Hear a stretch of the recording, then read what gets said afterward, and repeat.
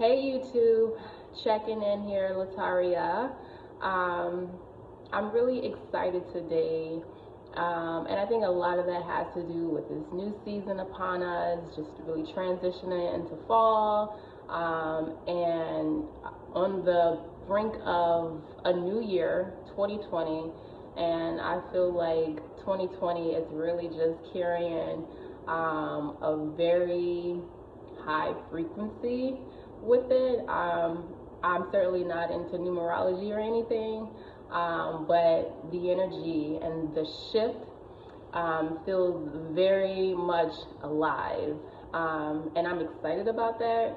And I'm excited to be spending more time over here on YouTube. I spend the most of my time and the most of my engagement over on Instagram, primarily, sometimes Facebook, but posting stories on my stories or IGTV.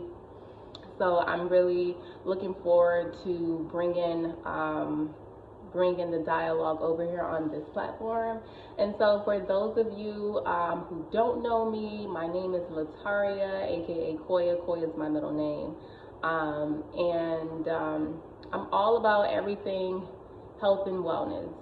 Redefining what wellness is from the inside out, on an emotionally, spiritually, physically level, like on all planes. So that is me. So I wanted to talk a little bit about why I'm here, why this channel is important to me, and yeah, so let's just get into it. I would say for the last 7 or 8 years or so, like, I have dedicated my life to doing my work. Doing my work, what does that mean? When I say doing my work, I mean just unpacking my baggage, my shit, my trauma, my heartaches, my pain, really coming to terms with some things, doing away with some things, some reprogramming, some rewiring, and doing the work that I need to do so that I can show up for myself and in life, being the best possible version of myself. And it's a journey that I'm still on, that I'm still very much dedicated to, especially with the belief that we are ever evolving, that we're always changing, that there is always room for growth and expansion. My work will never be done until it's time to tap out. So long as there is breath in me, there is work to be done. But I've been committed to doing the work because once upon a time, the work or self-care and healing, those were words and language that, just did not exist for me. And so for the last 7 years or so, like, this has been my commitment.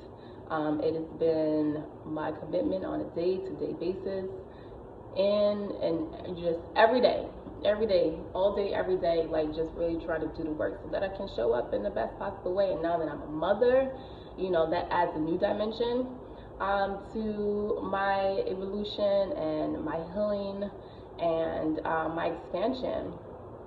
So, and I'm passionate about this. I'm so passionate about it. And what has happened over the years is I've become incredibly passionate about just sharing my own experiences, and sharing my stories, being transparent, allowing myself to be vulnerable, with the understanding and the belief that when we share our stories and when we stand in our truth, we create space and we encourage people to do the same, to stand in their truth, to tell their stories. And so it has been a wonderful journey. And I'm proud to be walking this walk, and doing the work that I do, helping women to stand in their truth, to redefine who they are, not who they were told who to be, not what society tells them they should be, how to be, but really defining for themselves, by way of doing their work, doing some unpacking, peeling back some layers, getting to the core of who they are as individuals, and of course as women and young women as well. Like I have an affinity towards young girls because I see young girls and I see myself in them, especially young girls who may be having a difficult time just navigating the space, trying to figure out who they are, and just going through some of those, you know, those very common issues that young girls go through, becoming of age, trying to just figure this whole thing out, right? So I really enjoy connecting with young women and young girls, because when I look at them, I see myself. I really see myself, and I really enjoy pouring into them and providing them tools and language that I didn't have, because I certainly did not always have the language and the tools that I have now. And, you know, I often think and wonder, you know, had I had some of the language, had I had some of the tools that I have now, then as a young girl would I have been able to kind of sidestep some of the pitfalls that I found myself in perpetually. But obviously that's neither here nor there. Maybe yes, maybe no, but here I am today, and what's important is that I have the tools, I have resources, I have some language, and I have the capacity, the wherewithal, and the desire to give that back. And so that's what I'm all about. I wrote an entire book. My book is titled Bloom, and I'll add all of the information down in the box below. But this was a collection of essays and stories about the journey of becoming, you know, a woman who stands in her authentic truth, a woman who is exposing whatever lies that, you know, she has subscribed to, whether that be about herself or just about life in general, but really shattering these notions and ideas that really does not belong to her anymore. So this was a very, very personal and powerful project for me, and I'm so happy to be able to share that with the world. It was a long time coming, and you know, it really forced me. I won't say forced, because, you know, this was something that I wanted to do. Like, I really wanted to lean into that vulnerability because I'm someone who finds strength in that. I think it's very admirable, and I feel like it's a powerful thing when you can lean into that vulnerability, because when you do that, you allow yourself to take off the mask. When you take off the mask, then you stand in your truth, right? And so writing this book was a way for me to do that, and it also graduated to a place where it became beyond me and my stories. I came to realize that I was no longer writing solely for myself. I was writing for her, and I was writing for her and for all of the other, you know, young women who had not yet maybe found their voices, or maybe didn't know how to advocate for themselves, or, you know, just wasn't ready to share their truth.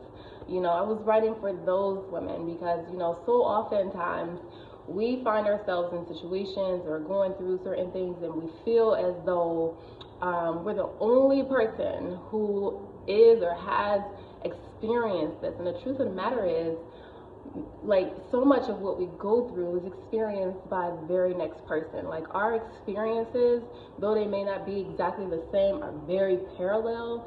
And like, that's one of the most, like, horrible things to feel, is to feel isolated and to feel like you're alone, right? And so writing these stories and sharing these stories was to let women know that when you see me, you see you. When I look at me, I look at you. You know, you are me and I am you. You know, that whole concept, because I really do feel like so much of our experiences is very much parallel.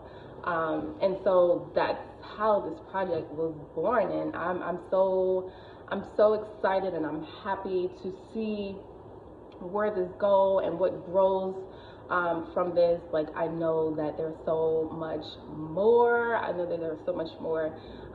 But I think that, guys, that kind of give you guys, you know, the gist of who I am, what I'm all about, the mission that I'm on, what I advocate for, what I stand for. And so if this is your type of thing, I ask that you subscribe to my channel, like this video, share this video, and come back soon. Have a good weekend and be well.